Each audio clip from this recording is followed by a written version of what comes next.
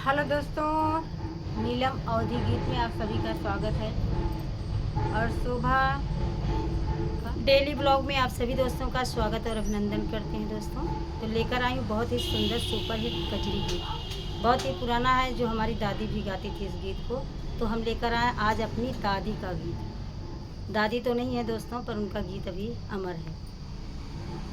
हरे राम श्याम सुंदर ब्रज नारी भरने आवे पानी रे हरी।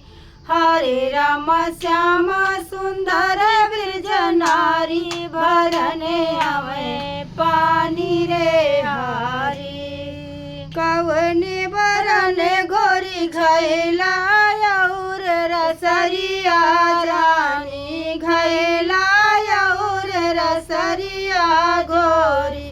हरे गोरी कौने बरन करे नारी भरने आवे पानी रे हरी। हरे गोरी कौने बरन करे नारी भरने आयो पानी रे हरी। हरि राम श्याम सुंदर ब्रज नारी भरने आवे पानी रे हरी। सोनवा बरन मोरा घैला सोनवा बरन मोरा बन घैलवा रेशम की लगी डोरी रामा। रेशम की लगी डोरी रामा। हरे राम श्याम सुंदर ब्रज नारी भरने आए पानी रे हरी। हरे राम श्याम सुंदर ब्रज नारी भरने आए पानी रे हरी। सोनवा बरनी मुरबान घैलवा रेशम की लगी डोरी रामा। रेशम की लगी डोरी रामा। हरे राम श्याम सुंदर ब्रज नारी भरने आए पानी रे हरी।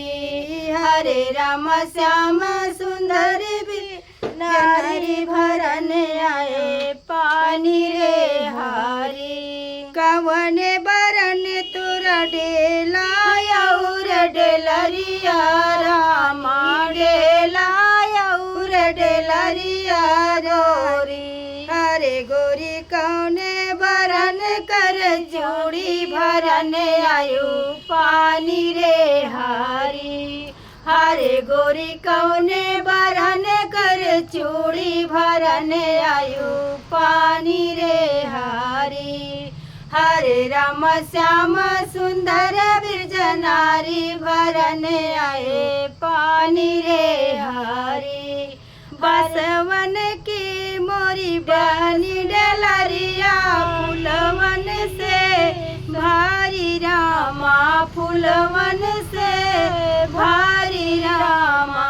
हरे राम कंचन बरन मोरी चूड़ा भरने आए पानी रे हरी। हरे राम कंचन बरन मोरी चूड़ी भरने आए पानी रे हरी। बसवन की मोरी बनी डलरिया फूलवन से भारी रामा। फूलवन से भारी रामा।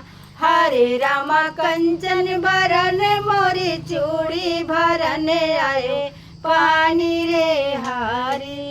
हरे राम श्याम सुंदर ब्रज नारी भरने आए पानी रे हरी। हरे राम श्याम सुंदर ब्रज नारी भरने आए पानी रे हरी। गोरी बाटू की काली जानी कैसे हम पहचानी जानी। कैसे हम पहचानी रानी। गोरी बाटू की काली बाटू कैसे हम पहचानी जोरी। कैसे हम पहचानी गोरी। हरे गोरी कैसे भरन आयो पानी।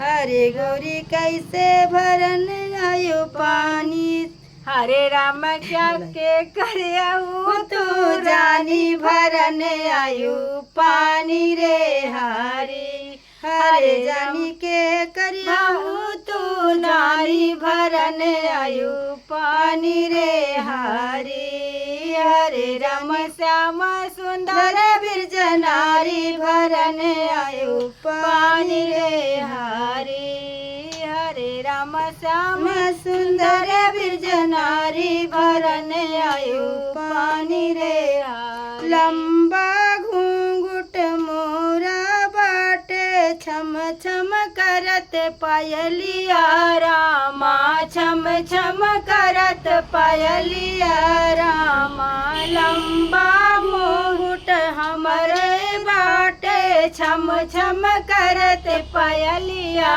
रानी, छम छम करत पायलिया जानी, हरे जानी श्याम सुंदर जी की नारी भरन आए पानी रे हरे, हरे राम श्याम सुंदर जी की नारी भरन आए पानी रे हरे। तो दोस्तों हमारा कजरी गीत कैसा लगा आप लोग कमेंट में ज़रूर बताइएगा, क्योंकि आप लोग के कमेंट का ही इंतज़ार रहता है दोस्तों। तो नेक्स्ट वीडियो में मिलेंगे। जय श्री कृष्णा, जय श्री राधे, बाय।